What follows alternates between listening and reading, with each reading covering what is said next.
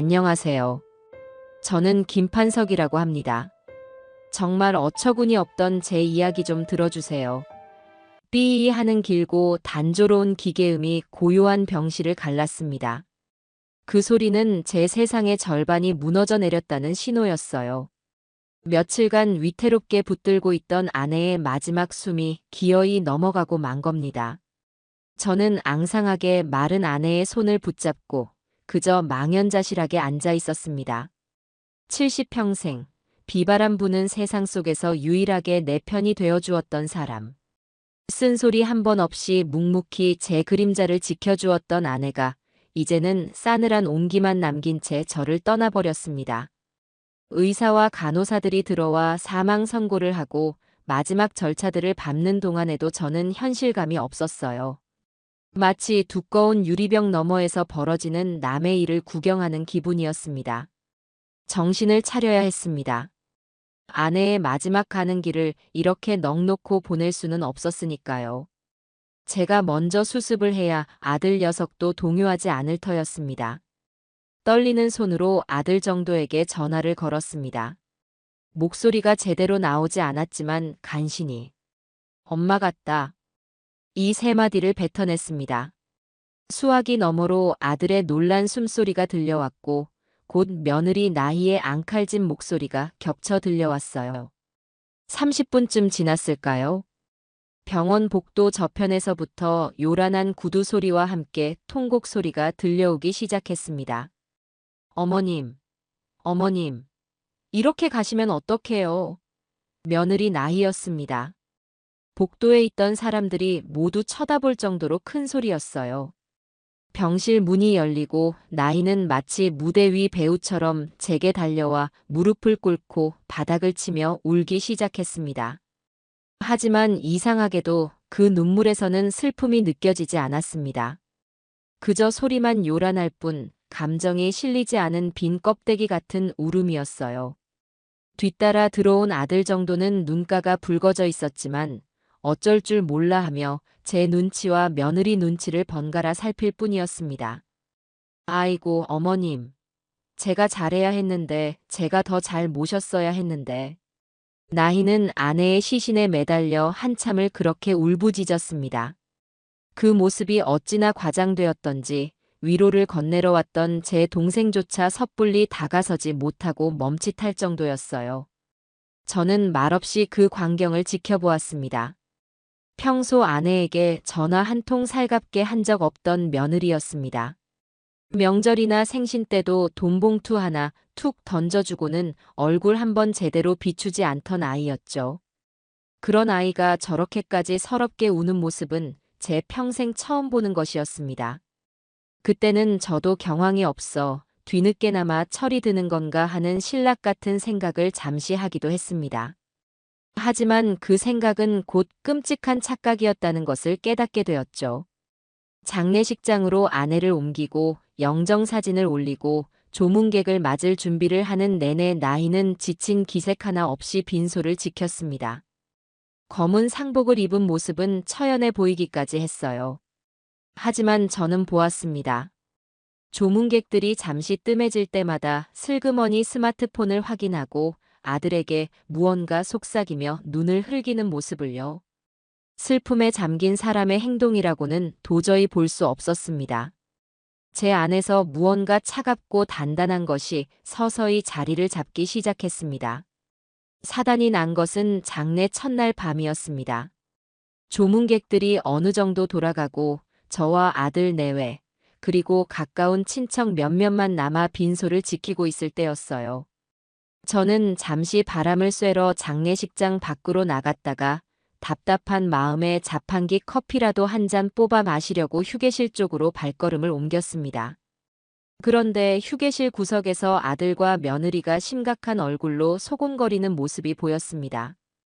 저는 저도 모르게 기둥 뒤로 몸을 숨겼습니다.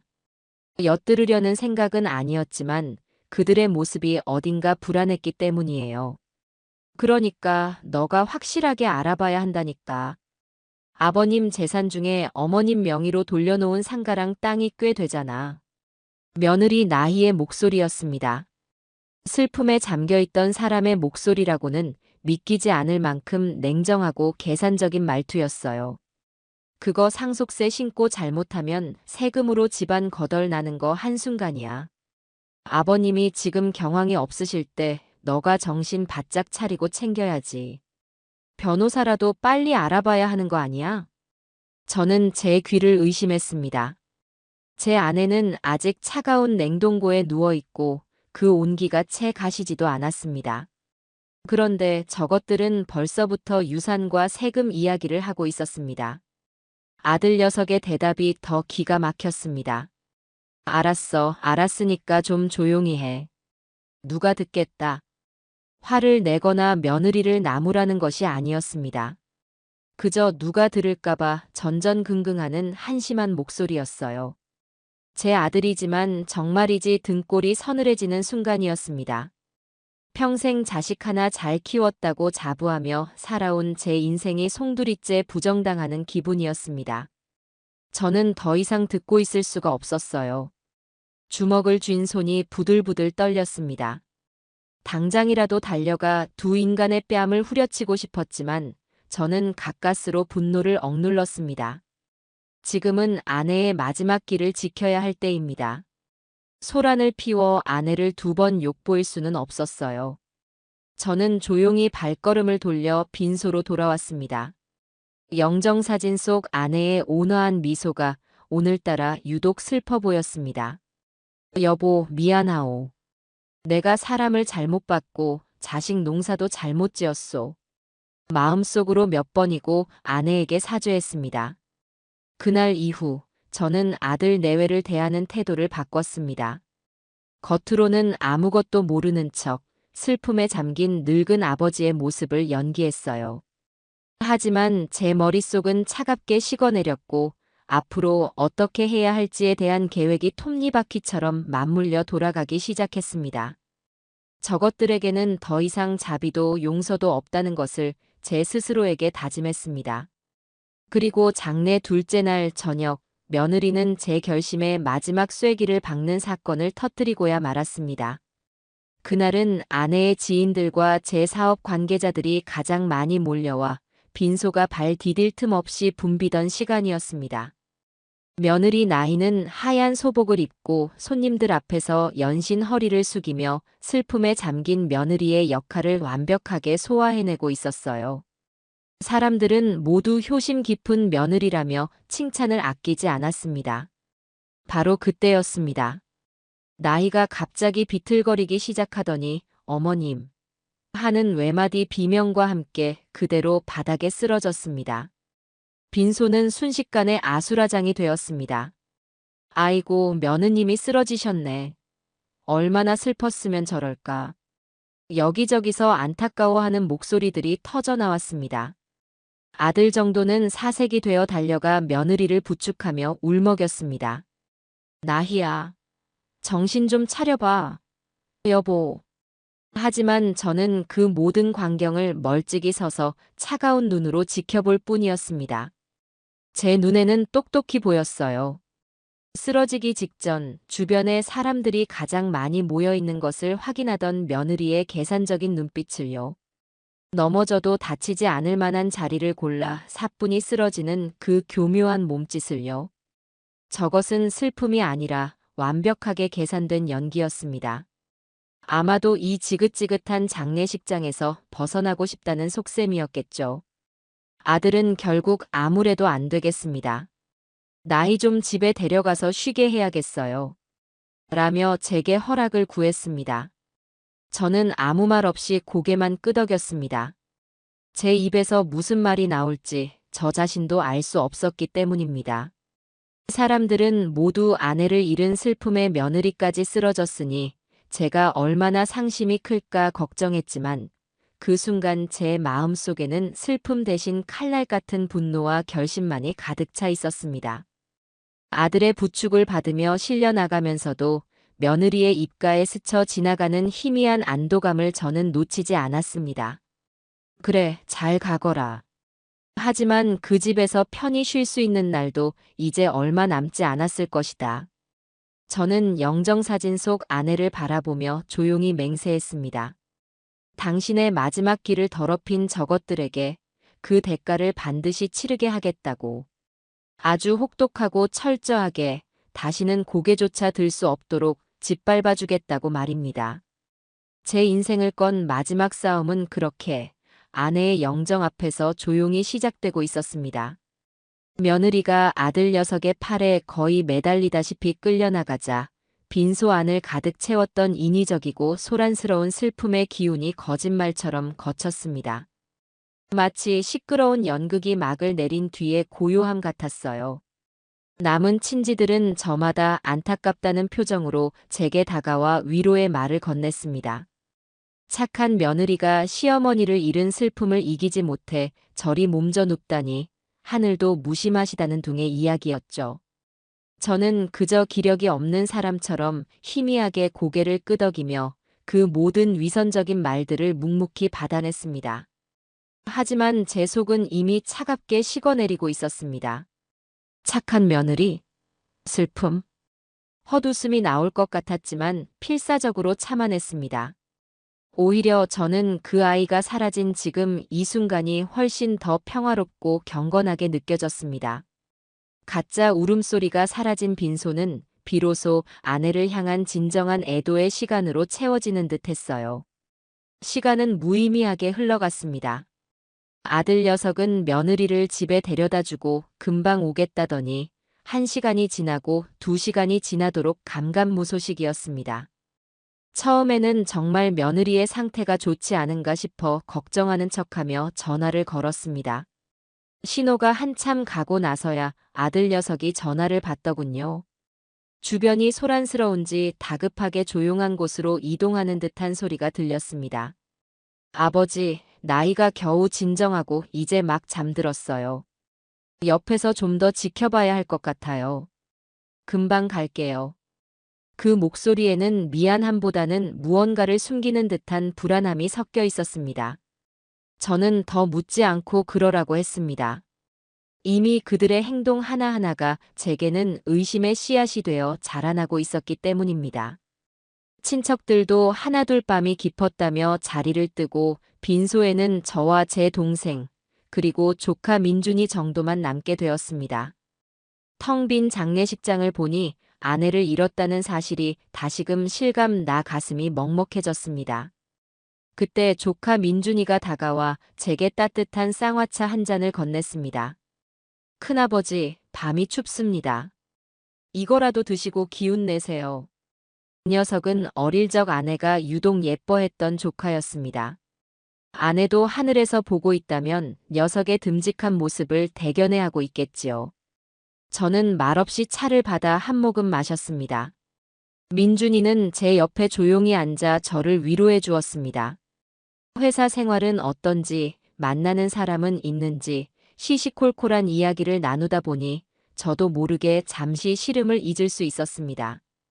그러다 녀석이 문득 생각났다는 듯이 자신의 스마트폰을 꺼내 들었습니다. 아, 맞다. 큰아버지. 제 대학교 친구들이랑 회사 동기들이 소식 듣고 메시지를 많이 보내왔어요. 큰아버지 힘내시라고 꼭 전해달라고 해서요. 이 녀석은 요즘 젊은 아이들이 다 그렇듯 SNS를 통해 세상과 소통하고 있었습니다. 화면에는 삼가 고인의 명복을 빕니다. 민준아, 너라도 힘내서 상주 역할 잘해드려 같은 위로의 글들이 빼곡했습니다. 얼굴도 모르는 젊은이들이지만 그 마음 씀씀이가 참 고맙게 느껴졌습니다. 고맙구나.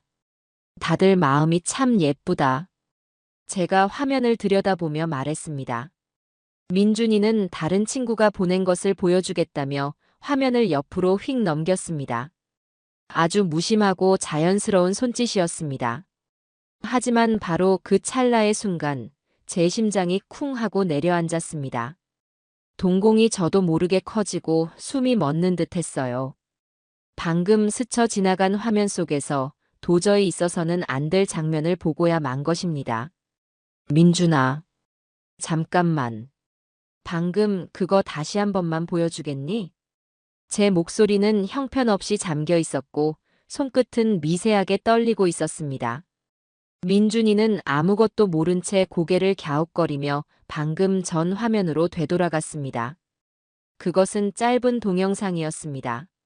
시끄러운 음악과 함께 현란한 무대 조명이 번쩍이고 있었고 수천 수만 명의 사람들이 무대를 향해 열광적으로 소리를 지르고 있었습니다. 요즘 가장 인기 있다는 아이돌의 콘서트장이 틀림없었습니다. 그리고 그 영상의 맨 앞줄, 카메라가 바로 뒤에서 촬영하고 있는 그 위치에 한 여자가 있었습니다.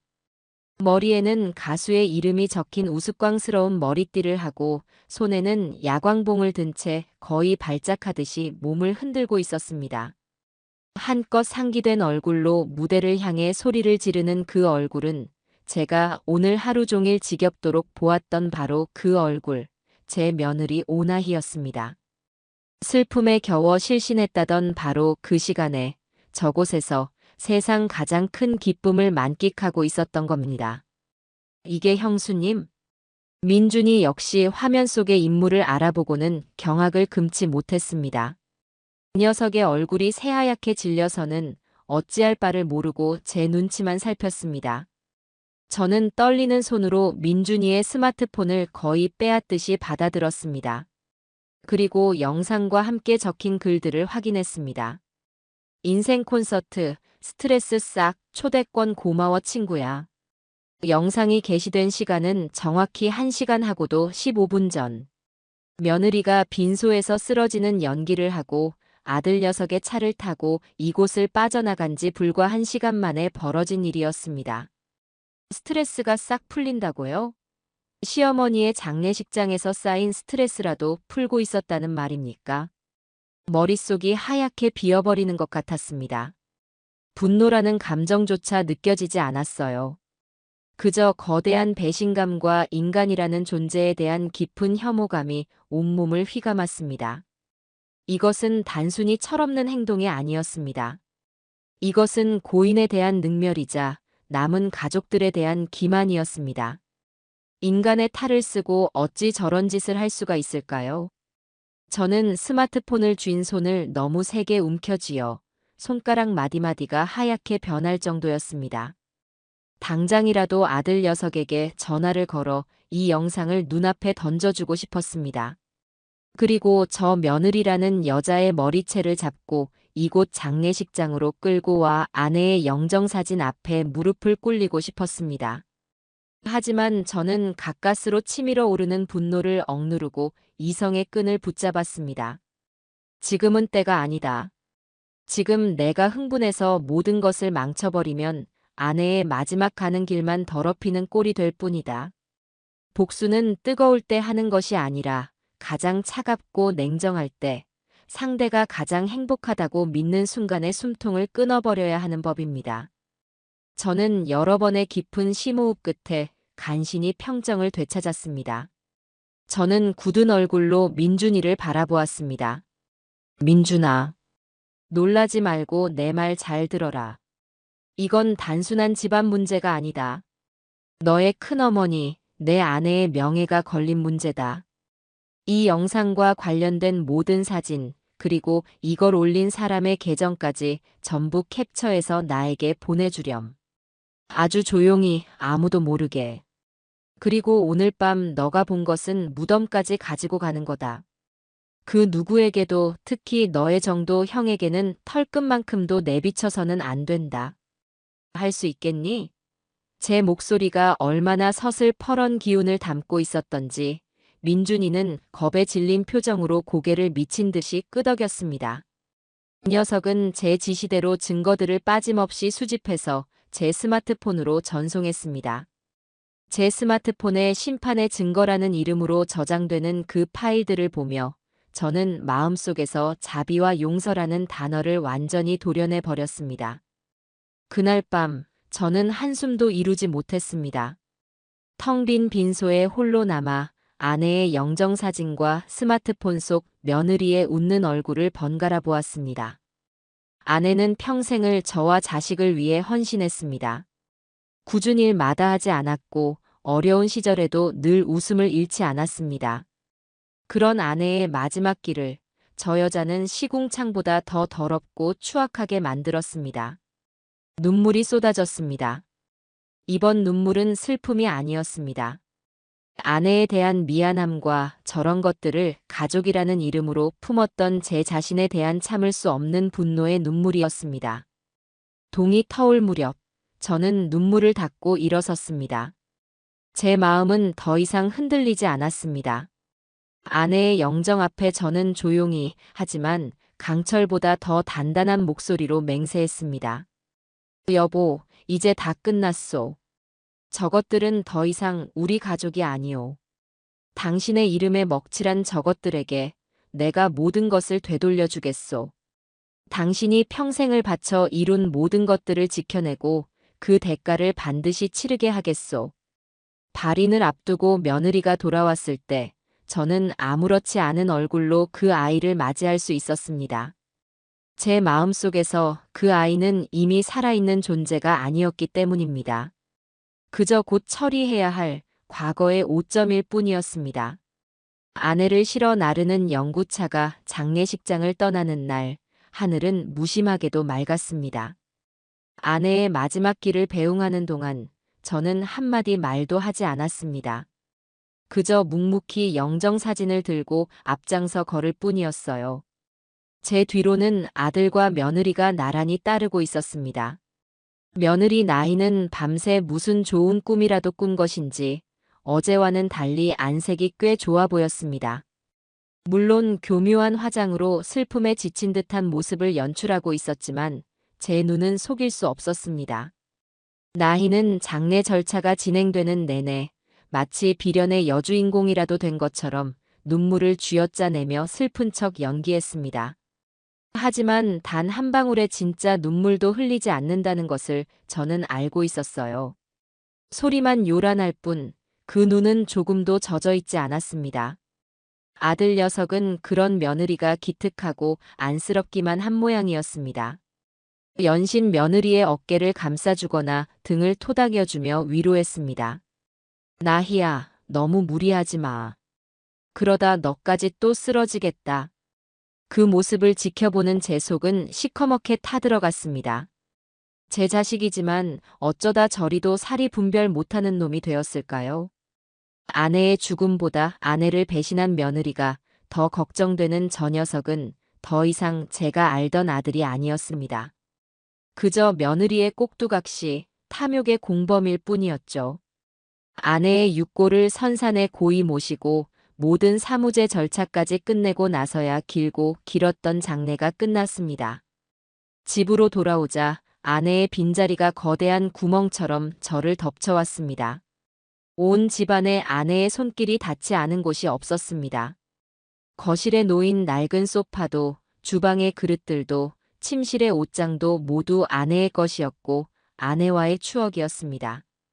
저는 며칠 동안 집 밖으로 나가지 않고 아내의 유품을 정리하며 시간을 보냈습니다. 슬픔을 추스를 시간이 필요하기도 했지만 다른 한편으로는 제 계획을 더욱 정교하게 다듬기 위한 시간이기도 했습니다. 그동안 아들 내외는 매일 저녁 의무적으로 전화를 걸어왔습니다. 아버님, 식사는 하셨어요? 필요한 건 없으시고요? 같은 영혼 없는 안부 인사 뒤에는 언제나 그래서 재산 정리는 언제쯤 하는 조바심이 묻어나왔습니다. 그리고 마침내 결전의 날이 왔습니다. 장례를 치른 지 정확히 일주일째 되는 날, 저는 아들 부부를 저희 집으로 불렀습니다. 두 사람은 아마도 상속 문제에 대한 이야기가 나올 것이라 기대했는지 평소보다 훨씬 공손하고 단정한 모습으로 나타났습니다. 저는 두 사람을 아내가 아끼던 거실 소파에 마주보고 앉혔습니다. 그리고 일부러 한참 동안 아무 말도 하지 않고 아내가 깎아주던 과일을 떠올리며 사과를 깎기 시작했습니다. 어색한 침묵 속에서 초조해하는 두 사람의 기색이 역력했습니다. 한참 만에 저는 과도를 내려놓고 낮은 목소리로 입을 열었습니다. 이 정도야, 나희야. 이제 내 어미도 갔고 나도 언제까지 너희들 곁에 있을지 모르는 일 아니냐. 이제 슬슬 모든 것을 정리해야 할 때가 온 것 같다. 제 말에 두 사람의 눈이 반짝 빛나는 것을 똑똑히 보았습니다.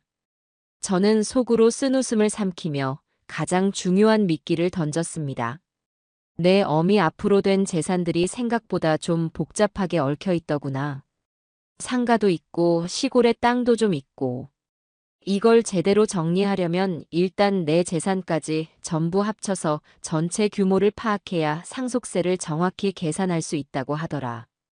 저는 일부러 세무 용어를 몇 개 섞어가며 최대한 복잡하고 어려운 문제인 것처럼 부풀려서 설명했습니다.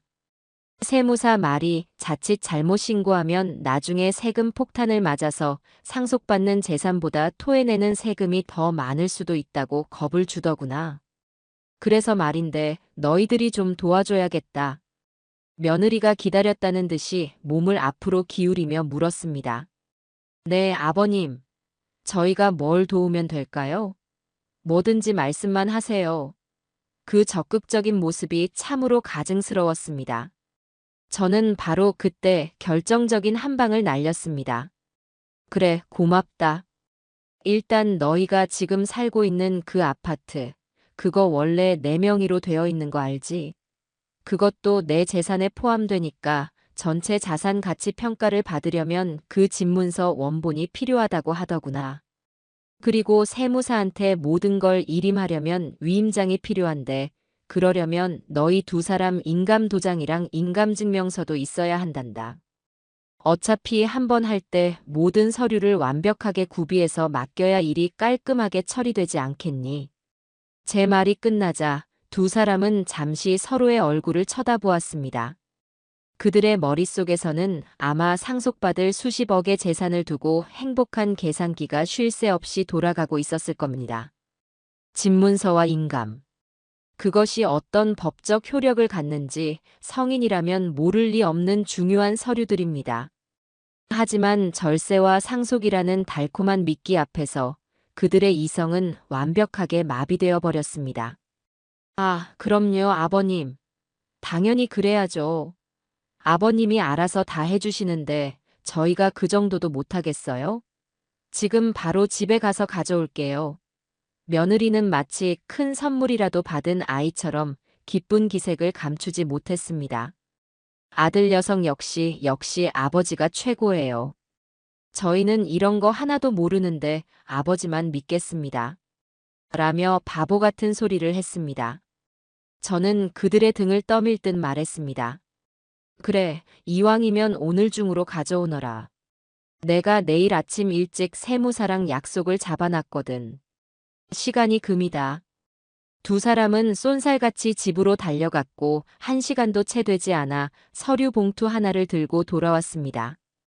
그 안에는 그들이 살고 있는 강남 아파트의 집문서와 그들의 이름이 선명하게 찍힌 인감증명서, 그리고 그들의 모든 것을 증명하는 인감도장이 고스란히 담겨 있었습니다.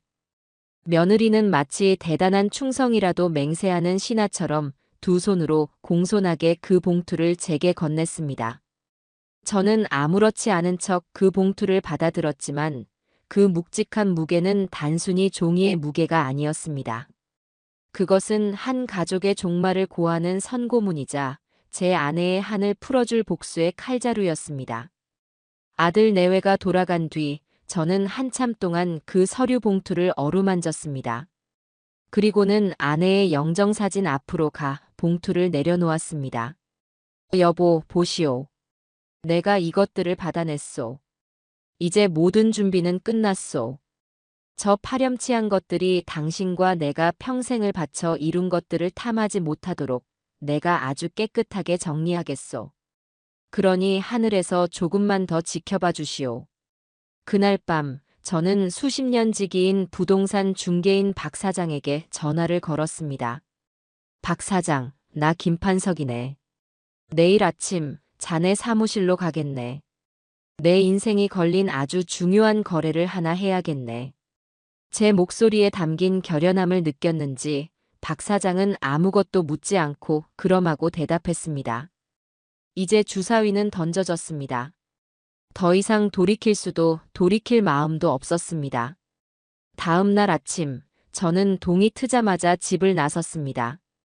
손에는 어젯밤 아들 내외에게서 받아낸 서류 봉투가 들려 있었습니다. 박 사장의 부동산 사무실은 아직 문을 열기 전이었지만 그는 이미 나와 저를 기다리고 있었습니다. 수십 년을 함께하며 사업의 흥망성쇠를 같이 겪어온 친구이기에 제 표정만 보고도 보통 일이 아님을 직감한 듯 했습니다. 그는 묵묵히 저를 자신의 개인 집무실로 안내했습니다.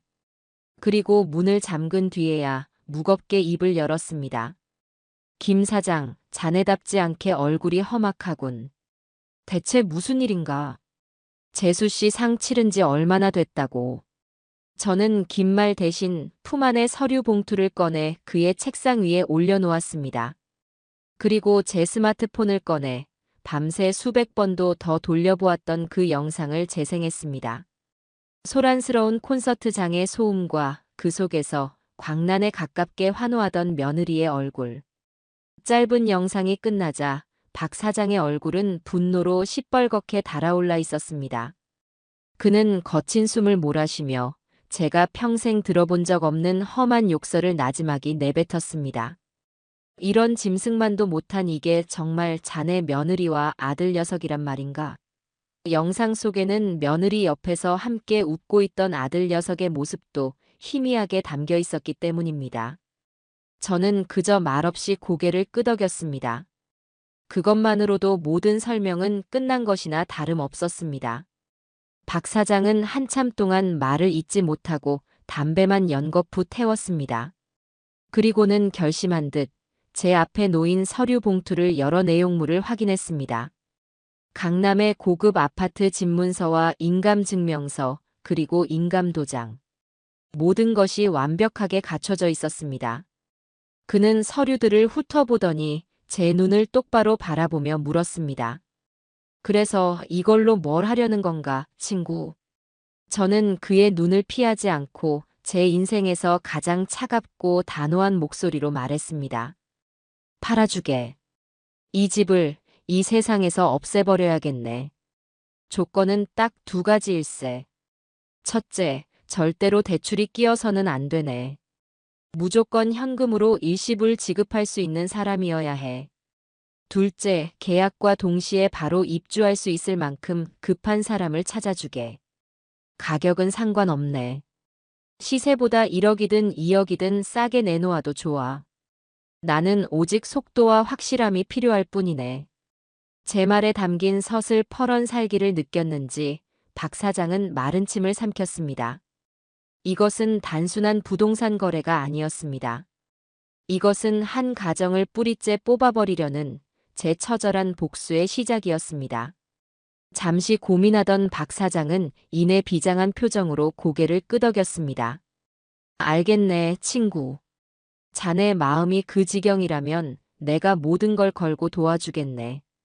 마침 얼마 전 미국에서 급히 귀국한 의사 부부가 있는데 현금은 두둑하지만 아이들 학교 문제 때문에 당장 들어갈 집을 구하지 못해 발을 동동 구르고 있었네. 그 사람들에게 한번 붙여보겠네. 자네 조건과 딱 들어맞을 것 같아. 그날 이후 모든 것은 박 사장의 지휘 아래 일사천리로 진행되었습니다. 저는 아들 내외에게는 세무 절차가 복잡해서 시간이 좀 걸린다고 둘러댔습니다. 그들은 제 말을 철석같이 믿고 상속받을 재산으로 무엇을 할지 행복한 고민에 빠져 있었습니다. 며느리는 벌써부터 신형 외제차 카탈로그를 보고 있었고 아들 녀석은 사업을 확장할 궁리에 여념이 없었습니다.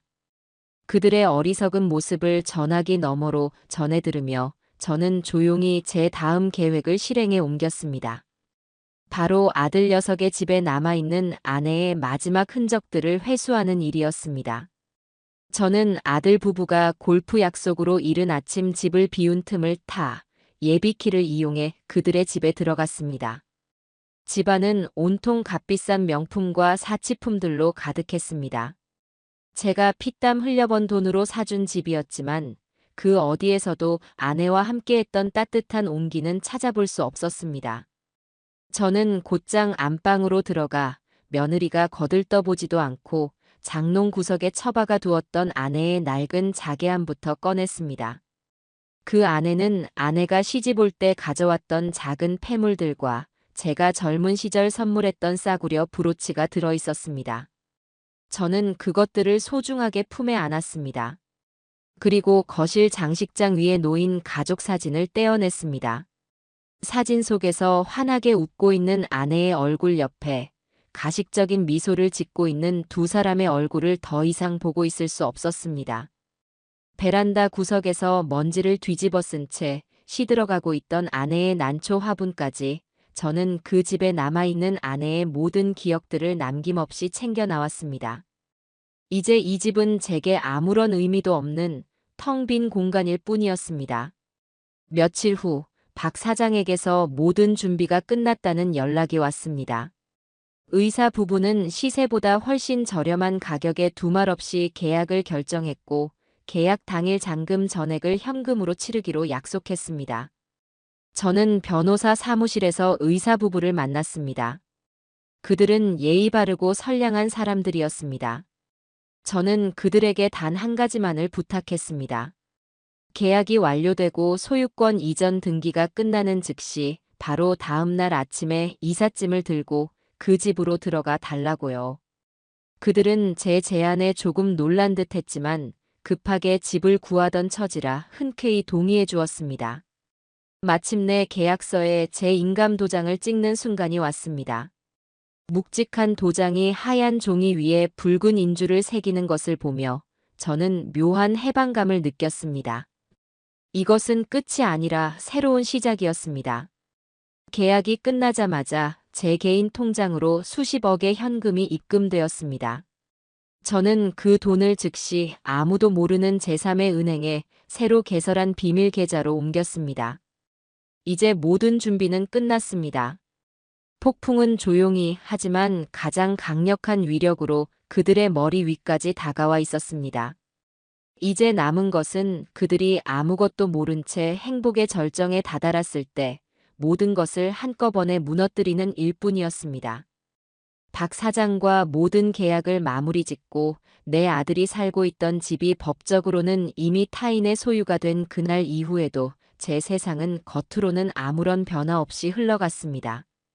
저는 여전히 아내를 잃은 슬픔에 잠겨 세상과 등을 진 무기력한 늙은이의 가면을 쓰고 있었어요. 아침에 일어나면 텅 빈 옆자리를 한참 동안 쓸어보다가 힘없이 일어나 아내의 영정사진 앞에 따뜻한 밥과 국을 올려놓는 것으로 하루를 시작했습니다. 아내가 살아생전 매일 아침 제게 해주었던 바로 그 방식 그대로였죠. 그리고는 하루 종일 소파에 앉아 멍하니 텔레비전을 보거나 아내가 남기고 간 낡은 뜨개질거리들을 의미 없이 만지작거렸습니다. 제 모습은 누가 보아도 평생의 반려를 잃고 삶의 의욕마저 놓아버린 상심한 노인의 모습, 바로 그것이었습니다. 아들과 며느리는 그런 제 연기에 완벽하게 속아 넘어가고 있었어요. 그들은 이제 제가 자신들의 통제하에 들어왔다고 유산을 물려주는 것 외에는 아무런 영향력도 행사할 수 없는 과거의 인물이라고 확신하는 듯 했습니다. 그들의 안부 전화는 점점 더 형식적으로 변해갔습니다. 처음 며칠간은 그래도 걱정하는 척이라도 하더니 이제는 하루에 한 번 저녁 시간이 되어서야 마지못해 걸려오는 전화가 전부였어요. 아버님, 식사는 하셨어요? 저희가 바빠서 자주 찾아뵙지도 못하고 죄송해요. 그 목소리에는 미안함 대신 우리는 우리의 삶을 즐겨야 하니 더 이상 귀찮게 하지 말아 달라는 무언의 압력이 담겨 있었습니다. 물론 그 전화의 진짜 목적은 따로 있었죠. 바로 재산 정리의 진행 상황을 확인하는 것이었습니다. 그래서 아버님, 세무사 일은 순조롭게 되어가고 있는 거죠?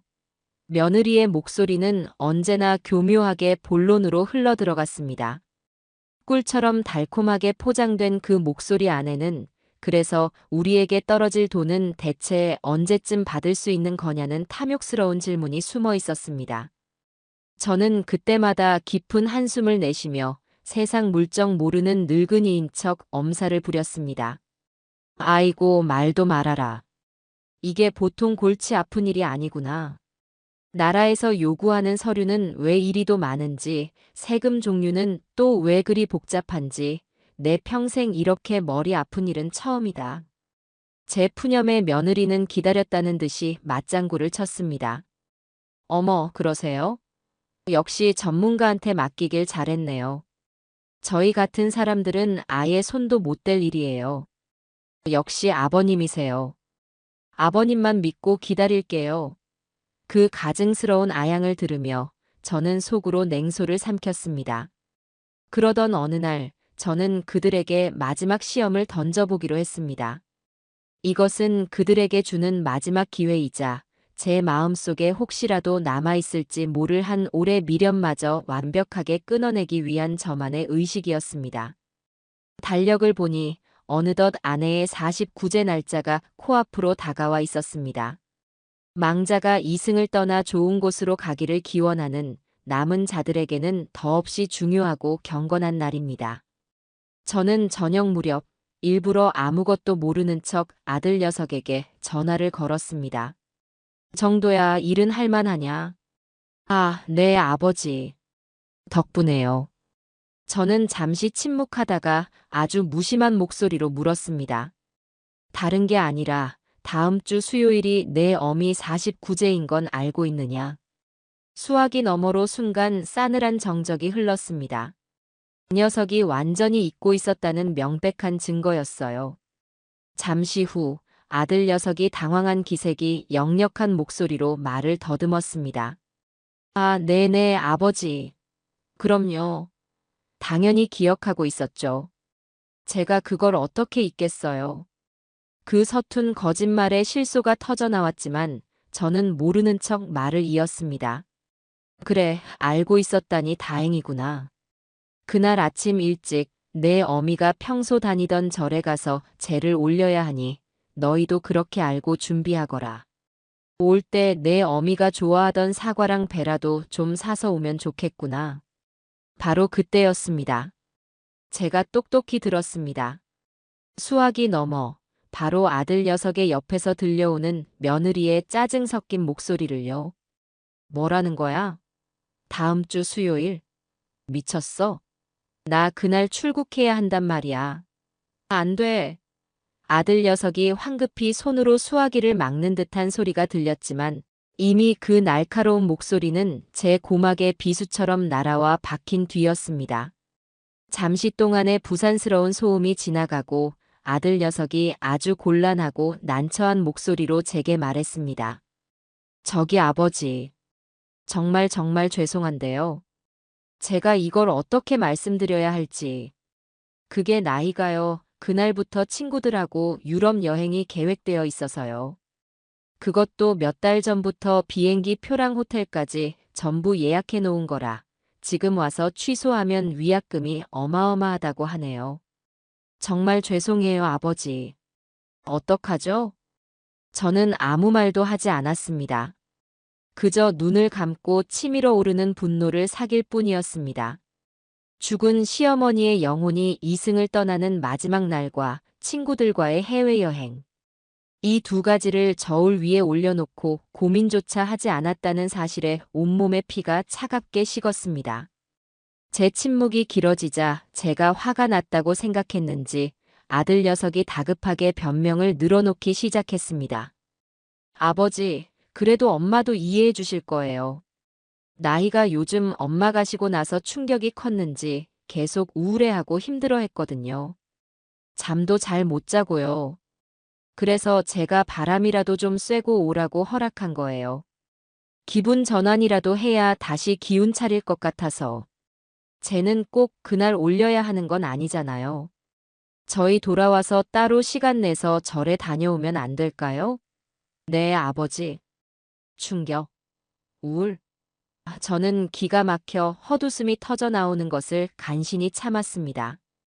장례식장에서 콘서트장으로 달려가 스트레스를 해소하고 이제는 시어머니 49제를 피해 유럽으로 힐링 여행을 떠나겠다는 저것들에게 인간의 도리를 기대했던 제가 어리석었습니다. 저는 그때 완벽하게 깨달았습니다. 저것들은 구제불능이라는 것을요. 제 마음속에 신라처럼 남아있던 혹시나 하는 마지막 기대와 미련이 산산조각 나 먼지처럼 흩어져 내렸습니다. 저는 아주 평온한, 그래서 오히려 섬뜩하게 들릴 만큼 차분한 목소리로 대답했습니다. 그래, 알겠다. 그럴 수 있지.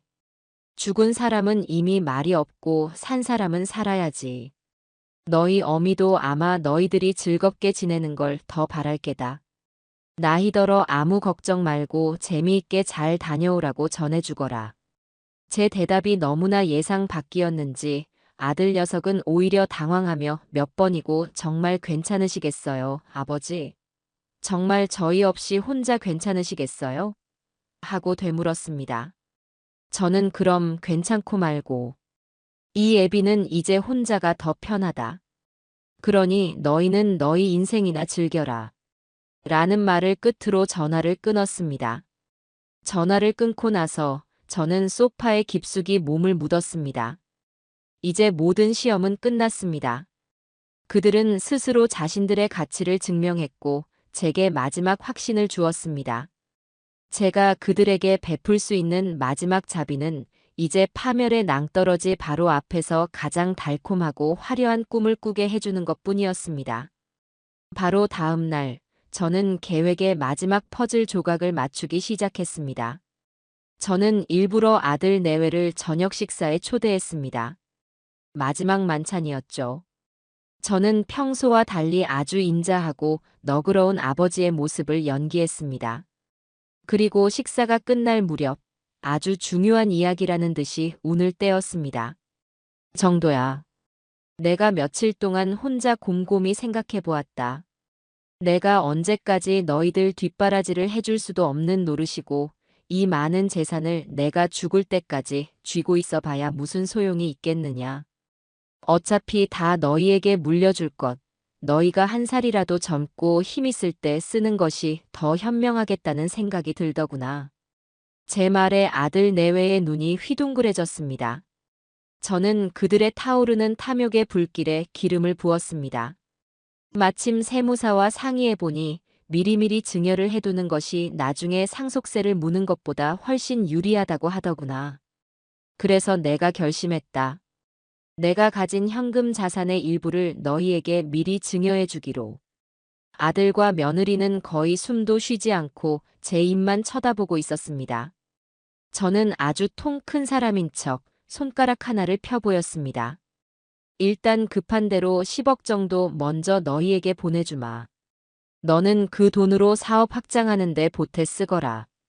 그리고 나희, 너는 그 돈으로 유럽 가서 사고 싶은 거 마음껏 사고 좋은 구경 많이 하고 오너라. 이 애비가 주는 마지막 용돈이다 생각하고. 네. 아, 아버지. 저 정말이세요? 10억 원을요? 아들 녀석의 목소리는 거의 울음에 가까웠습니다. 며느리는 입을 틀어막고는 믿을 수 없다는 표정으로 저와 아들을 번갈아 쳐다보았습니다. 저는 아주 인자한 미소를 지으며 말했습니다. 아비가 자식한테 그 정도도 못 해주겠느냐. 대신 이걸로 당분간은 돈 문제로 나를 귀찮게 하지 말거라. 나도 내 노후는 생각해야 하지 않겠니? 그날 밤 아들 내외는 제게 거의 절을 하다시피 하며 돌아갔습니다. 아버지, 정말 감사합니다. 이 은혜는 평생 잊지 않고 효도하며 갚겠습니다. 그들의 텅 빈 맹세를 들으며 저는 조용히 돌아섰습니다. 다음 날 아침, 저는 약속대로 제 개인 통장에서 정확히 10억 원을 아들의 계좌로 송금했습니다. 통장에는 사랑하는 아들에게 아버지가라는 문구까지 친히 새겨서 말이죠. 이것은 사랑이 담긴 유산이 아니었습니다. 이것은 그들의 눈을 완벽하게 멀게 하고 현실 감각을 마비시켜 가장 높은 곳까지 올라가게 만들었다가 가장 처참한 모습으로 떨어뜨리기 위한 마지막 미끼였습니다. 이제 모든 덫은 완벽하게 설치되었습니다. 그리고 사냥감들은 제 손으로 직접 날개를 달아주었으니 신나게 하늘을 날아오르는 일만 남은 것이지요. 저는 은행을 나서며 차갑게 식어버린 가을 하늘을 올려다보았습니다. 이제 곧 아주 길고 혹독한 겨울이 찾아올 것이었습니다. 제가 던져준 10억이라는 달콤한 독은 예상보다 훨씬 더 빠르고 강력하게 아들 내외의 영혼을 잠식해 들어갔습니다. 그들은 마치 평생을 굶주렸던 사람들처럼 갑자기 손에 쥔 거금을 주체하지 못하고 광란에 가까운 돈잔치를 벌이기 시작했어요. 저는 그들의 SNS를 통해 하루하루 타락의 절정으로 치닫는 그들의 삶을 지척에서 지켜보는 관객이 되었습니다. 그것은 마치 한 편의 저속하고 역겨운 막장 드라마를 보는 것과 같았어요. 며느리 나이는 약속대로 친구들과 함께 유럽으로 떠났습니다. 그녀의 SNS 계정은 그야말로 사치와 허영의 전시장이었습니다. 첫날부터 공항 라운지에서 샴페인을 터뜨리는 사진으로 시작해서 비행기 1등석의 넓은 좌석에 다리를 꼬고 앉아 명품 잡지를 보는 설정 사진이 올라왔습니다. 파리에 도착해서는 에펠탑이 보이는 최고급 호텔 스위트룸에서 하룻밤에 수백만 원을 태웠고 다음 날부터는 샤넬, 에르메스, 루이비통 같은 명품 매장을 순회하며 쇼핑백을 산더미처럼 쌓아 올린 인증 사진들을 실시간으로 게시했습니다. 해시태그 이번 여행의 전리품들, 해시태그 역시 쇼핑은 파리, 해시태그 통큰아버님 덕분에 호강 같은 해시태그들은 제 눈을 찌르는 날카로운 바늘과도 같았습니다. 특히 제 분노를 들끓게 했던 것은 스위스의 눈 덮인 융프라우 정상에서 찍어 올린 사진이었습니다. 새하얀 설원을 배경으로 최고급 샴페인을 들고 환하게 웃고 있는 사진 밑에 돌아가신 어머님도 제가 이렇게 행복하게 사는 걸 분명 기뻐해 주실 거예요. 어머님, 하늘에서 편히 쉬세요 라는 글을 버젓이 남겨놓았더군요. 저는 그 구역질 나는 위선과 뻔뻔함에 치를 떨었습니다. 제 아내의 이름을 저 더러운 사치와 향락의 밑거름으로 삼는 저 여자를 도저히 용서할 수가 없었습니다. 저는 말없이 그 모든 사진과 글들을 하나도 빠짐없이 캡처해서 심판의 증거 폴더에 차곡차곡 저장했습니다. 아들 녀석의 타락은 며느리보다 더하면 더했지 결코 덜하지 않았습니다. 이 녀석은 그 돈을 받자마자 가장 먼저 하던 일은 자신의 초라한 국산차를 처분하고 억소리 나는 독일제 빨간색 스포츠카를 계약하는 것이었습니다. 그리고는 보란듯이 그 차를 몰고 강남의 온갖 유흥가를 휘젓고 다니며 돈을 물처럼 뿌렸습니다. 오픈카의 계절, 성공은 이렇게 하는 것. 아버지 존경합니다. 같은 허세 가득한 글들을 볼 때마다 저는 제 자식 농사가 얼마나 처참하게 실패했는지를 뼈저리게 실감해야 했습니다. 성공. 제 돈으로 산 장난감을 가지고 성공을 운운하는 저 철부지는 자신이 몰고 있는 것이 자동차가 아니라 지옥으로 향하는 급행열차라는 사실을 꿈에도 깨닫지 못하고 있었죠. 이 녀석은 사업을 확장하겠다며 멀쩡한 사무실을 때려 부수고 수억 원을 들여 인테리어 공사를 시작했고 검증되지도 않은 사업 아이템에 묻지마 투자를 감행했습니다. 주변에는 그의 돈을 노리는 하이에나 같은 인간들만 들끓기 시작했습니다. 그들은 김 사장님, 대표님하고 굽실거리며 녀석의 간을 빼먹고 있었지만 정작 녀석은 자신이 대단한 사업가라도 된 것처럼 그들의 아첨을 즐기고 있었습니다. 그렇게 그들이 허상과도 같은 행복의 절정에서 허우적거리는 동안 저는 조용하고 은밀하게 제 계획의 마무리를 준비하고 있었습니다. 먼저 박 사장을 통해 집을 매수한 의사 부부에게 정중하게 연락을 취했습니다. 그들은 훌륭한 인품을 가진 사람들이었고 제 사정을 어렴풋이 짐작하면서도 묵묵히 기다려주고 있었습니다. 저는 그들에게 감사의 표시로 작은 선물을 보내며 마침내 운명의 날짜를 통보했습니다. 이제 모든 준비가 끝났습니다. 다음 주 월요일 아침 9시 정각입니다. 그 시간에 맞춰 이삿짐과 함께 댁으로 들어가시면 모든 것이 해결될 겁니다.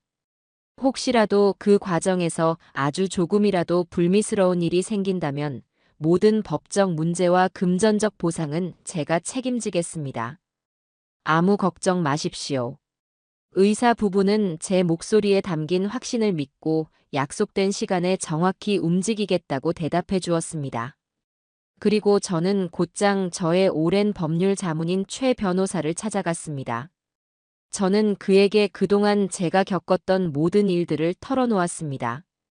아내의 장례식장에서 벌어진 일부터 며느리의 SNS 증거 자료들까지 모두 보여주었죠. 모든 것을 확인한 최 변호사는 한동안 말을 잇지 못하고 깊은 한숨만 내쉬었습니다. 그리고는 제게 이렇게 말하더군요. 회장님, 정말 힘든 결정을 하셨습니다. 하지만 그 결정이 옳았다고 생각합니다. 저는 그에게 제 남은 재산 전부와 아들의 집을 판 대금을 합쳐 아내의 이름으로 된 장학재단을 설립하고 싶다는 뜻을 밝혔습니다. 저처럼 소중한 가족을 잃은 슬픔 속에서도 꿋꿋하게 자신의 꿈을 향해 나아가는 어려운 학생들을 돕고 싶다고요. 최 변호사는 제 뜻을 존중한다며 재단 설립에 필요한 모든 법률적 절차를 책임지고 진행하겠다고 약속했습니다. 마지막으로 저는 홀로 아내의 묘소를 다시 찾았습니다. 따스한 가을 햇살이 봉분 위로 부서져 내리고 있었습니다. 저는 잡초를 뽑고 묘소 주변을 깨끗하게 정리한 뒤 아내의 봉분을 어루만지며 조용히 말을 건넸습니다. 여보, 나왔소. 이제 정말 다 끝나가오. 저 어리석은 아이들이 당신과 내가 평생을 바쳐 쌓아 올린 것들을 더럽히지 못하도록 내가 모든 것을 제자리로 돌려놓을 준비를 마쳤소. 당신의 이름은 이제 저런 아이들의 탐욕을 채우는 데 쓰이는 것이 아니라 세상의 빛이 필요한 아이들을 비추는 데 쓰이게 될 거예요.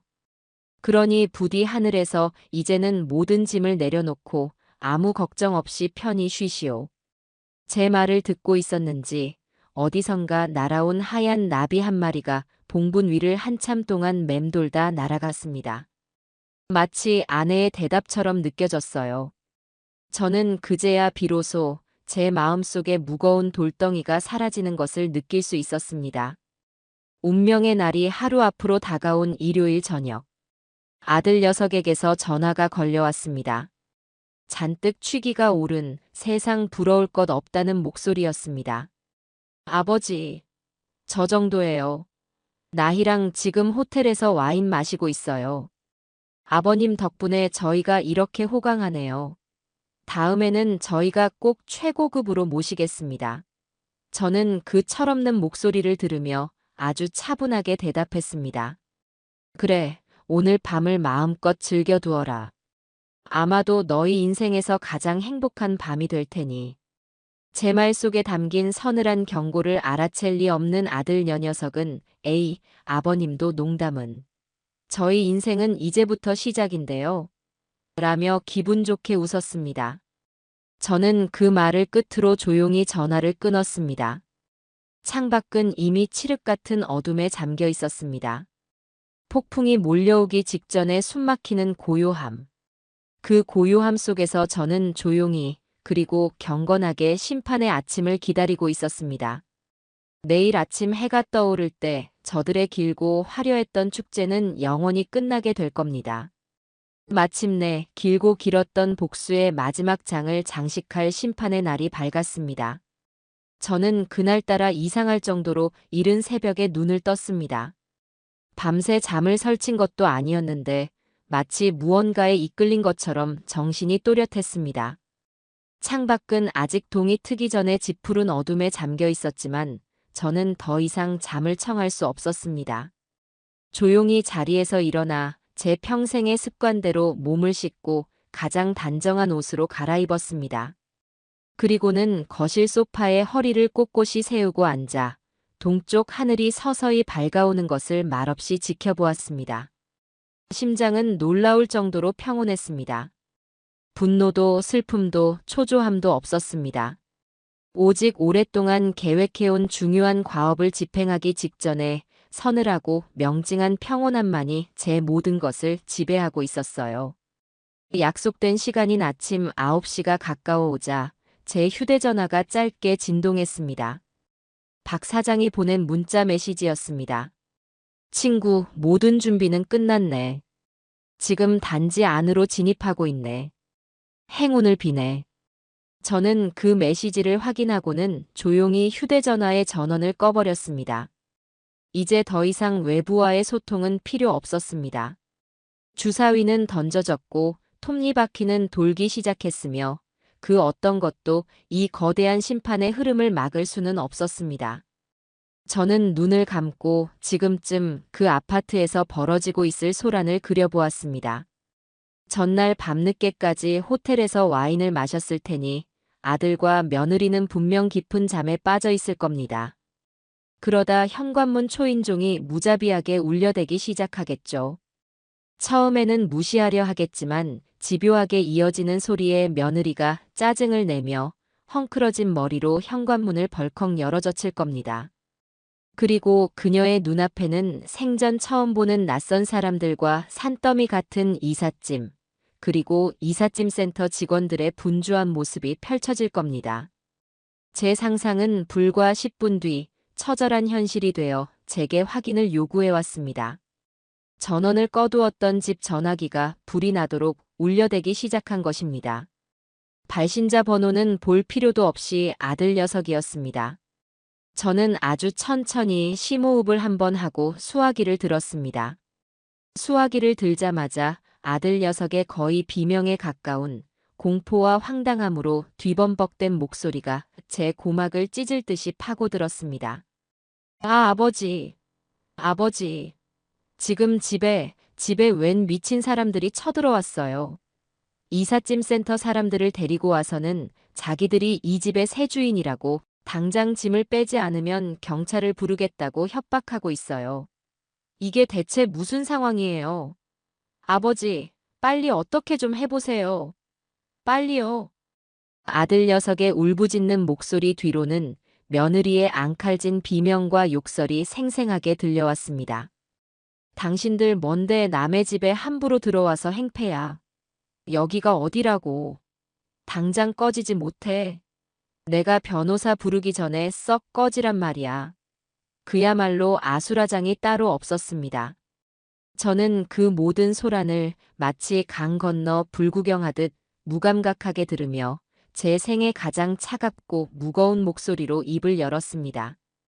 정도야, 일단 흥분하지 말고 내 말부터 차분히 들어라.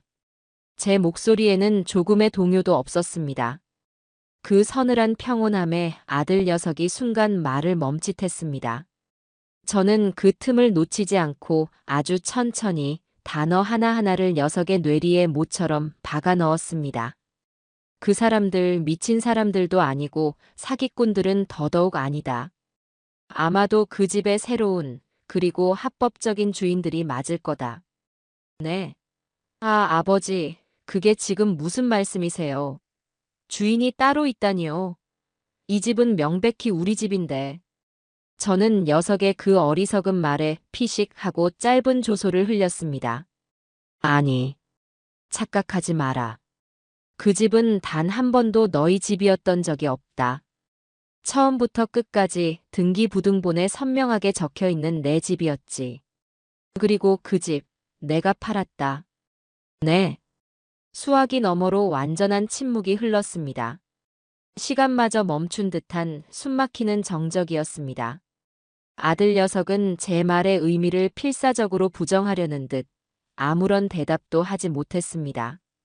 저는 다시 한번 녀석의 마지막 남은 환상을 산산조각 내기 위해 똑똑히 말해주었습니다.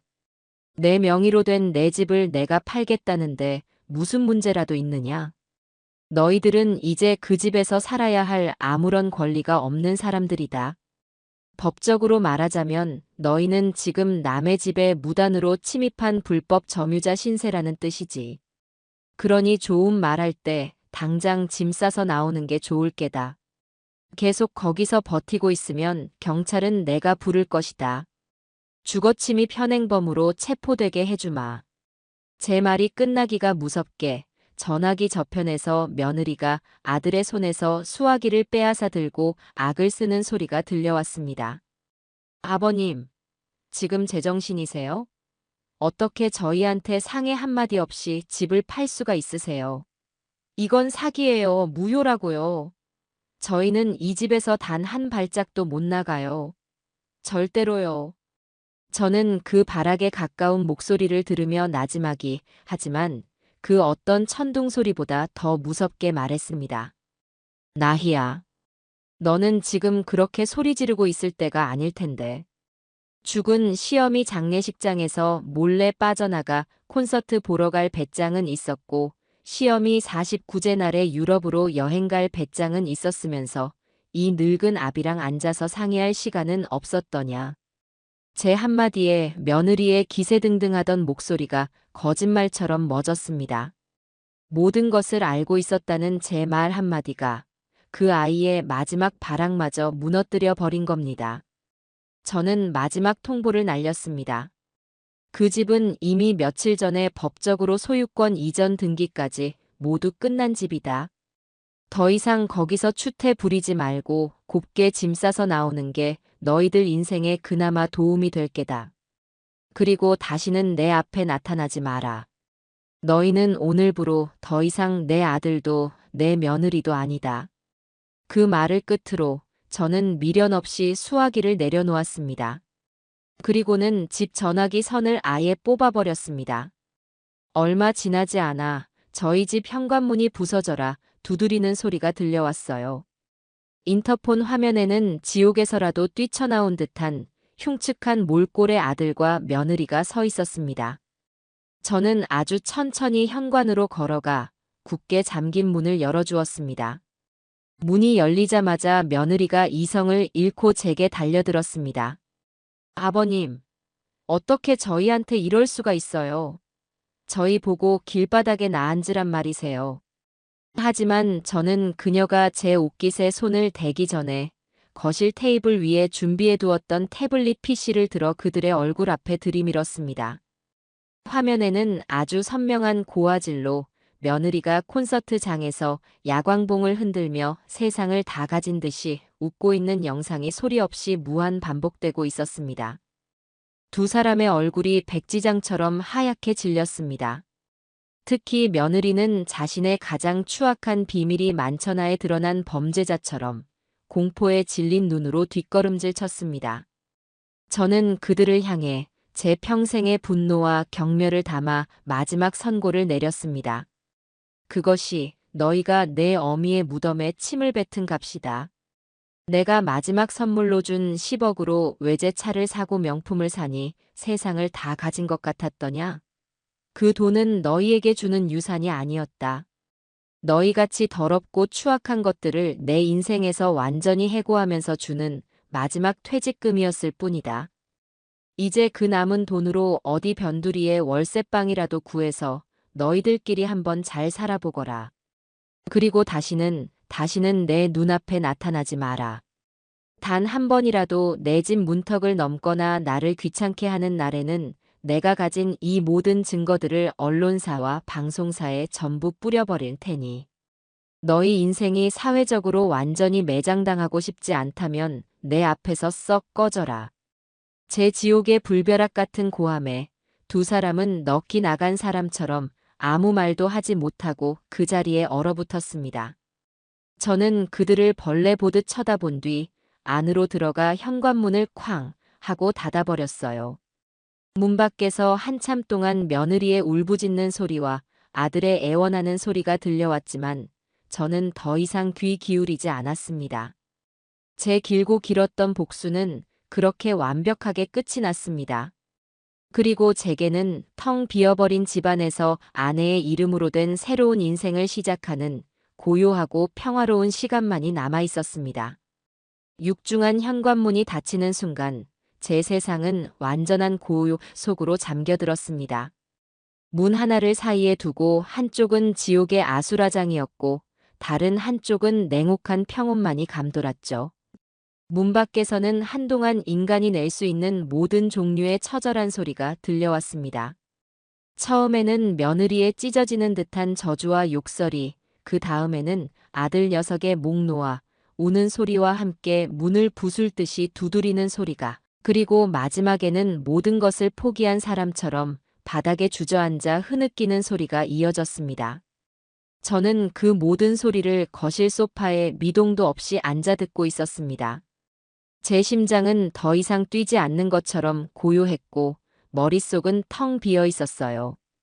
길고 길었던 싸움이 끝나고 아드레날린이 모두 빠져나간 자리에 거대한 허무함이 찾아올 법도 했지만 제게는 그런 감정조차 사치였습니다. 그저 제 손으로 제 인생의 가장 큰 실패작이었던 아들과의 인연을 도려냈다는 서늘하고 명백한 사실만이 저를 지배하고 있었어요. 얼마나 시간이 흘렀을까요? 문 밖의 소음이 완전히 멎었습니다. 그들은 아마도 더 이상 애원하고 발악해봐야 아무 소용이 없다는 것을, 이 철옹성 같은 문은 다시는 자신들을 위해 열리지 않을 것이라는 사실을 깨달았을 겁니다.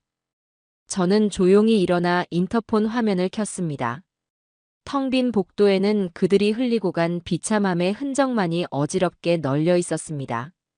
저는 그 화면을 잠시 바라보다가 집안을 천천히 둘러보았습니다.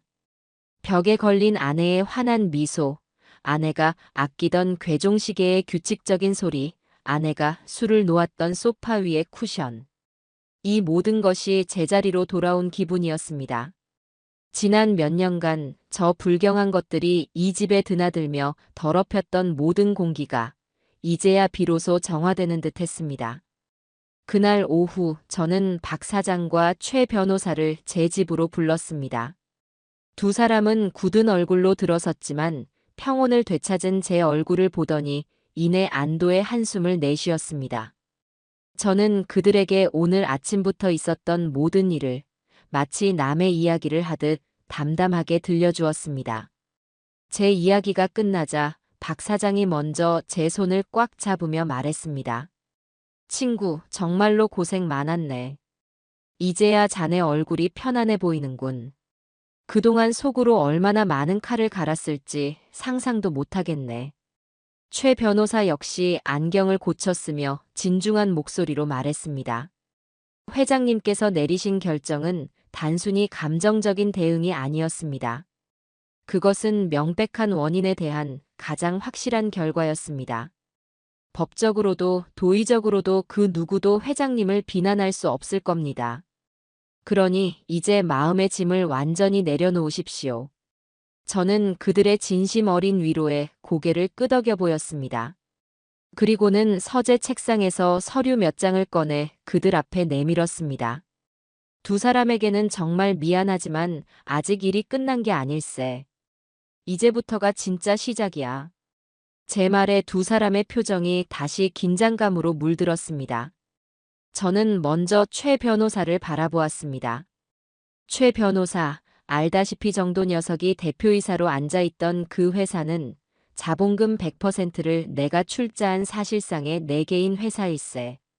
내가 그 녀석에게 경영 수업 삼아 잠시 맡겨두었던 것뿐이지. 당장 내일 오전 긴급 주주총회를 소집해서 대표이사 김정도에 대한 해임 결의안을 상정하고 즉시 가결시켜주게. 그리고 내가 가진 회사 지분 100% 전부를 우리가 곧 설립할 박선의 장학재단에 한 주도 남김없이 기부하는 절차를 진행해주게. 그 녀석이 더 이상 회사 명의로 단돈 10원도 움직일 수 없도록 모든 법인카드와 계좌를 동결시키는 것도 잊지 말고. 최 변호사는 제 단호한 지시에 군말 없이 서류를 챙기며 알겠습니다, 회장님. 내일 정오까지 모든 것을 처리하겠습니다. 라고 대답했습니다. 그리고 저는 박 사장에게 시선을 돌렸습니다. 박 사장, 자네에게는 더 어려운 부탁을 해야겠네. 자네의 정보망을 총동원해서 내 아들 김정도와 며느리 오나희, 이 두 사람의 이름이 서울 시내 모든 부동산 중개업소에 공유되도록 해주게. 일종의 블랙리스트를 만드는 걸세. 그들이 자신들의 이름으로는 정상적인 방법으로 집을 구하는 것이 불가능하도록 만들어야 하네. 전세든 월세든 심지어 단기 임대차 계약조차 맺지 못하도록 철저하게 막아주었으면 하네. 제 부탁의 의미를 즉시 알아차린 박 사장은 비릿한 미소를 지으며 대답했습니다. 걱정 말게, 친구. 이 바닥에서 한번 낙인이 찍히면 발 뻗고 잘 방 한 칸 구하기가 얼마나 힘든지 내가 뼈저리게 느끼게 해주겠네. 아마 그들은 자기들 이름 앞에 김판석 회장님의 자제분이라는 수식어가 얼마나 대단한 것이었는지 곧 깨닫게 될 걸세. 제 계획은 그들을 단순히 거리로 내쫓는 것에서 그치지 않았습니다. 저는 그들이 제 이름과 제 돈이라는 울타리 안에서 당연하게 누려왔던 모든 사회적 기반과 경제적 네트워크를 뿌리째 뽑아버릴 작정이었습니다. 스스로의 능력과 노력으로는 아무것도 이룰 수 없는 온실 속 화초들이 비바람 몰아치는 광야에 내던져졌을 때 얼마나 처참하게 시들어가는지를 똑똑히 보여주고 싶었습니다. 그것만이 그들이 자신들의 죄의 무게를 온전히 깨닫게 할 유일한 방법이었습니다. 그날 이후 저는 제 집에서 한 발짝도 나가지 않고 마치 거미줄을 쳐놓고 먹잇감을 기다리는 거미처럼 그들의 처절한 몰락 과정을 하나하나 전해 들었습니다. 첫 번째 소식은 박 사장에게서 왔습니다. 그날 맨몸으로 쫓겨난 아들 내외는 가장 먼저 강남의 최고급 호텔로 향했다고 합니다. 남은 10억 원이라는 돈이 그들에게는 마지막 동아줄이었을 테니 일단 편안한 곳에서 며칠 머물며 앞으로의 대책을 세우려 했겠지요. 하지만 그들의 마지막 자존심마저 호텔 로비에서 산산조각 났습니다.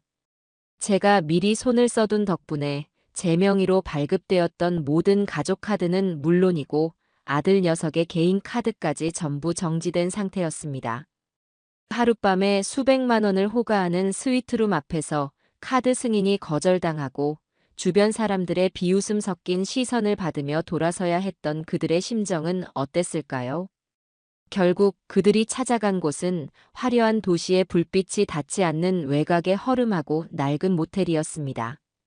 박 사장이 일부러 사람을 시켜 확인해 본 바에 따르면 금방이라도 무너질 듯한 그곳에서 두 사람은 며칠 동안 밖으로 나오지도 않고 술만 마셨다고 합니다.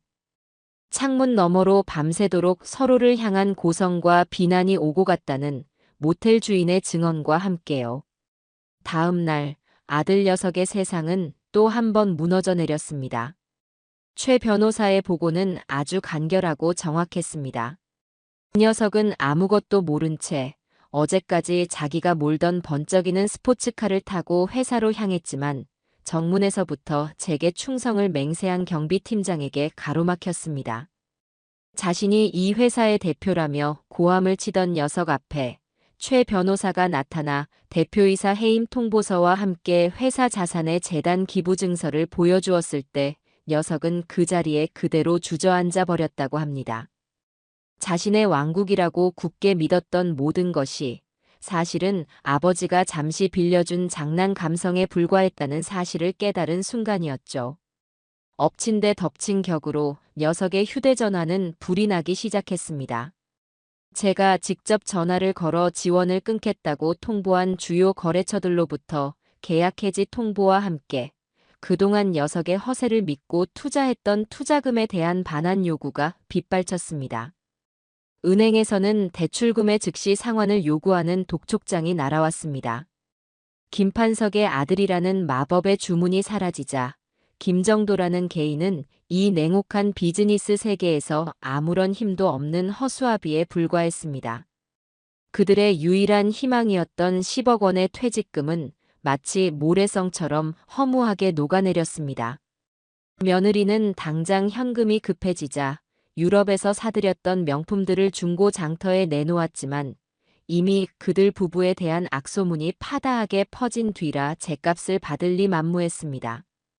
오히려 사람들은 그녀가 내놓은 물건들을 조롱하며 헐값에 후려쳤고 그녀의 자존심 역시 그 가격표와 함께 너덜너덜해졌습니다. 아들 녀석 역시 눈물을 머금고 자신의 분신과도 같았던 스포츠카를 헐값에 중고차 시장에 넘겨야 했습니다. 그렇게 그들의 화려하고 아름다웠던 허상의 성은 불과 며칠 만에 처참한 폐허로 변해버렸습니다. 그들은 더 이상 강남의 상류층이 아니었습니다. 그저 얼마 남지 않은 돈을 손에 쥔 채 내일의 희망 없이 하루하루를 버텨내야 하는 도시의 수많은 패배자 중 하나로 전락하고 만 것입니다. 그리고 그것은 아직 본격적인 지옥의 시작도 아니었습니다. 진짜 지옥은 이제부터 그들 스스로가 만들어갈 것이기 때문이었습니다. 인간이 추락하는 데에는 날개가 없지만 그 속도는 빛보다 빠르다는 말이 있습니다. 아들과 며느리는 바로 그 말을 온몸으로 증명하고 있었어요. 제가 만들어 놓은 거대한 진공 상태 속에서 그들은 스스로의 무게를 이기지 못하고 끝이 보이지 않는 나락으로 처절하게 떨어져 내리고 있었습니다. 그들의 삶이 어떻게 망가져 가는지에 대한 소식은 제가 굳이 듣고 싶지 않아도 주변 사람들을 통해 주기적으로 제 귀에 들어왔습니다. 마치 잔인한 신이 저를 위해 마련해 놓은 연극의 다음 막을 알려주듯이 말입니다. 모텔 생활도 잠시, 가지고 있던 돈이 빠르게 줄어들자 그들은 결국 서울에서도 가장 가난한 동네 중 하나로 꼽히는 언덕배기에 위치한 낡은 반지하 빌라로 거처를 옮겼다는 소식을 들었습니다. 한낮에도 불을 켜지 않으면 한치 앞도 보이지 않고 벽지 곳곳에 검은 곰팡이가 슬어있는 그곳. 불과 한 달 전까지만 해도 최고급 샹들리에 아래에서 와인을 마시던 그들에게 그곳은 살아있는 지옥이나 마찬가지였을 겁니다. 그 소식을 전해준 제 여동생은 자신의 친구가 바로 그 빌라의 윗집에 산다며 혀를 찼습니다. 오라버니, 아무리 그래도 너무 심한 것 아니에요? 라며 저를 원망하는 듯 했지만 그 눈빛 속에는 고소함이 숨겨져 있다는 것을 저는 알 수 있었습니다. 돈이 사라지자 그들의 관계를 위태롭게 지탱하던 마지막 끈마저 끊어져 내렸습니다. 윗집에 사는 여동생의 친구에 따르면 그들의 집에서는 매일 밤마다 전쟁이 벌어진다고 했습니다. 처음에는 그저 고성이 오고 가는 수준이었지만 날이 갈수록 물건이 부서지는 소리와 함께 격렬한 몸싸움을 하는 소리까지 들려왔다고 해요. 너 때문이야. 이 무능하고 한심한 인간아. 너가 조금이라도 남자답게 아버님 바짓가랑이라도 붙잡고 빌었으면 우리가 이딴 시궁창에서 살지는 않았을 거 아니야. 내가 너 같은 걸 믿고 내 인생을.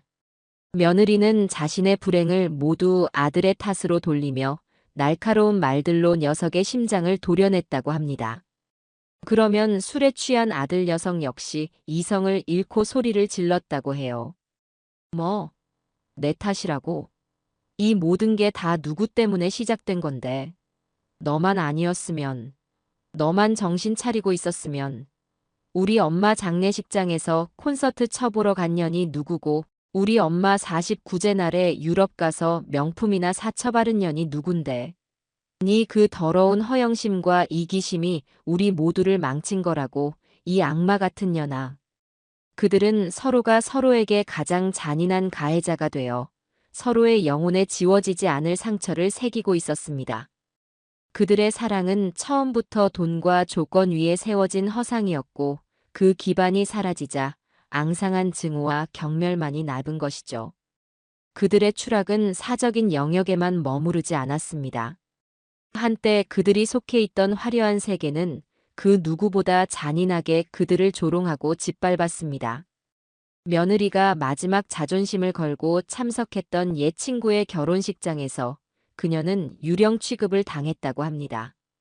아무도 그녀에게 말을 걸지 않았고 오히려 그녀가 다가가자 다들 슬금슬금 자리를 피했습니다. 심지어 한때 그녀를 따르던 후배 하나는 들으라는 듯이 큰 소리로 어머, 저기 장례식장 콘서트녀 아니야? 아직도 저러고 돌아다니네. 멘탈 하나는 정말 대단하다. 라며 비웃었다고 합니다. 그날 이후 며느리는 2번 다시 그들 앞에 모습을 드러내지 못했고 그녀가 유일하게 세상과 소통하던 창구였던 SNS는 영원히 폐쇄되었습니다. 그러던 어느 날 제게 한 통의 등기우편이 도착했습니다. 발신인은 불효자 김정도라고 적혀 있었습니다. 저는 그 서툰 자기 비하에서 녀석의 마지막 발악을 읽었습니다. 며칠을 그대로 서재 책상 위에 던져두었지만 결국에는 뜯어보고야 말았습니다. 그 녀석이 제게 하고 싶은 마지막 말이 무엇인지 확인해야 할 것 같았기 때문입니다. 편지지는 값싼 편지지에 삐뚤빼뚤한 글씨로 가득 차 있었습니다. 마치 초등학생이 쓴 반성문 같았어요. 편지는 처절한 사죄로 시작되었습니다. 아버지, 죄송합니다. 100번, 1000번 죽어 마땅한 죄를 지은 불효자식입니다. 저는 아버지의 아들로서 그리고 한 남편으로서 모든 면에서 실패한 인간입니다. 위대하신 아버지를 본받지 못하고 어리석은 아내의 치마폭에 쌓여 분별력을 잃었던 제 죄가 너무나도 큽니다. 어머니의 마지막 가시는 길을 제대로 지켜드리지 못한 그날의 기억은 지금도 매일 밤 저를 악몽처럼 괴롭힙니다.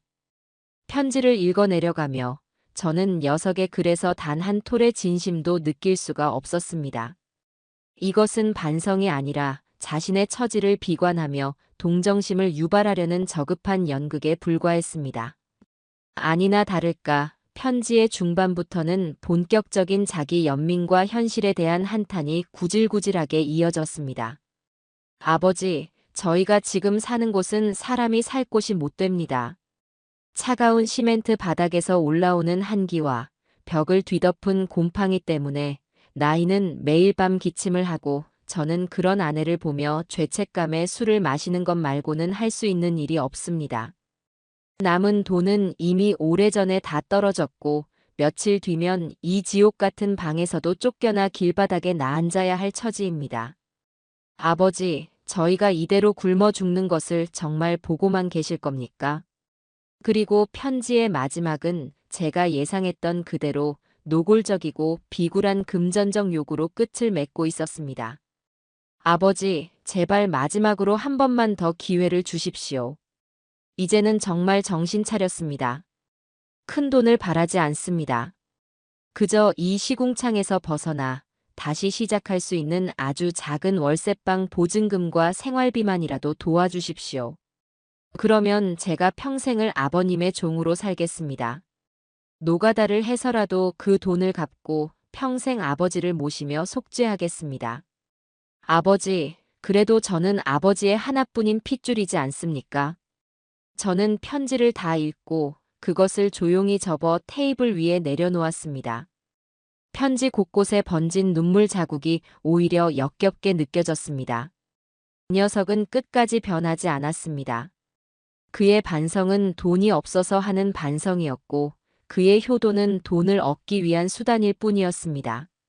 그 녀석이 진정으로 속죄하고 싶었다면 돈을 구걸하는 대신 당장 공사장이라도 달려가 제 손으로 돈을 벌어 그 월세방에서 탈출하려는 의지를 보여주었어야 합니다. 하지만 녀석은 끝까지 가장 쉬운 길, 아버지를 이용하는 길을 택한 것입니다. 저는 그 편지를 들고 조용히 서재로 걸어 들어갔습니다. 그리고는 서재 한편에 놓인 문서 파쇄기의 전원을 켰습니다.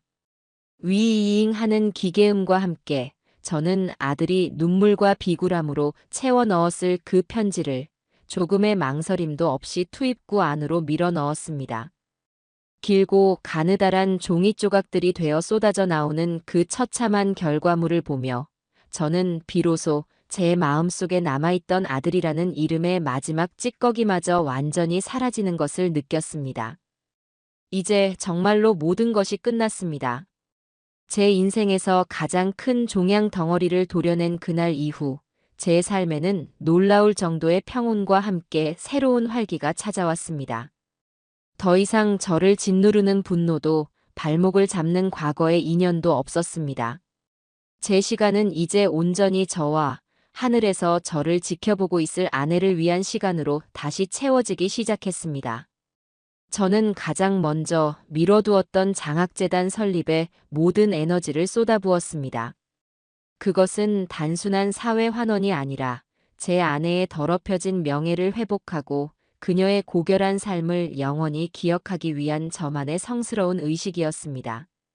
재단의 이름은 단 1초의 망설임도 없이 아내의 이름 3글자를 그대로 따와 박선희 장학재단이라고 지었습니다. 평생을 자신의 이름 석자를 내세우기보다 김판석의 아내로 김정도의 어머니로 묵묵히 살아왔던 아내에게 제가 해줄 수 있는 가장 크고 아름다운 선물이었습니다.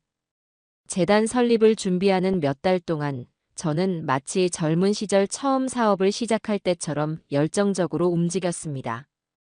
최 변호사와 밤을 새워가며 재단의 정관을 다듬고 사회 각계에 존경받는 분들을 직접 찾아가 이사진을 꾸렸습니다. 특히 저는 장학생을 선발하는 기준을 세우는데 가장 많은 공을 들였습니다. 단순히 성적이 우수하고 가정 형편이 어려운 학생을 뽑는 것을 넘어 저는 가족에 대한 사랑과 존중의 마음을 가장 중요한 평가 기준으로 삼자는 조항을 명시했습니다. 몇몇 이사들이 그 기준이 너무 추상적이지 않냐며 반대했지만 저는 제 고집을 꺾지 않았습니다. 저는 그들에게 제 아들의 이야기를 하지는 않았지만 이렇게 말했습니다. 아무리 뛰어난 천재라도 자신을 낳아주고 길러준 부모의 은혜를 모르는 자는 결국 사회를 병들게 하는 암적인 존재가 될 뿐입니다. 우리는 머리가 차가운 인재가 아니라 가슴이 따뜻한 인재를 키워야 합니다. 제 진심이 통했는지 결국 모든 이사들이 제 뜻에 동의해 주었습니다. 마침내 몇 달간의 길고 꼼꼼한 준비 끝에 서울의 한 조용한 동네에 마련된 작은 사무실에서 박선희 장학재단의 소박한 현판식이 열렸습니다.